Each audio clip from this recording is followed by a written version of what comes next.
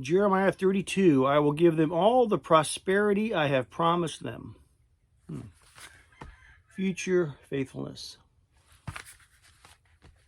Sarah lost her mother when she was just 14 years old. She and her siblings lost their house soon after and became homeless. Years later, Sarah wanted to provide her future children with an inheritance that could be passed down from generation to generation. She worked hard to purchase a house, giving her family the stable home she never had. Investing in a home for future generations is an act of faith toward a future you do not yet see. God told the prophet Jeremiah to purchase land just before the violent siege of Jerusalem by the Babylonians.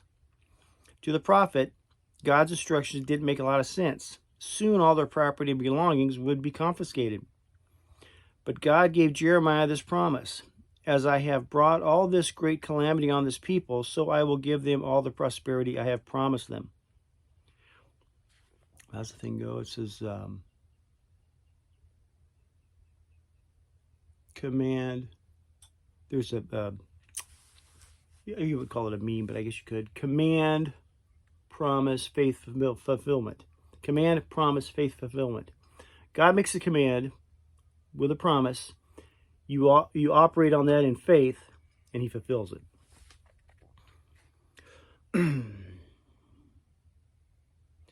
But God gave Jeremiah this promise: as I have brought all this calamity on this people, so I will give them all the prosperity I have promised them. The prophet's investment in property was a physical sign of God's faithfulness to someday restore the Israelites to their homeland.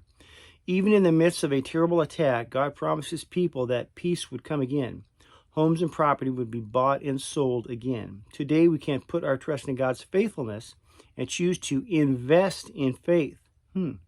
Although we may not see an earthly restoration of every situation, we have the assurance that he'll someday make everything right. Very true. What causes you to lose sight of God's faithfulness?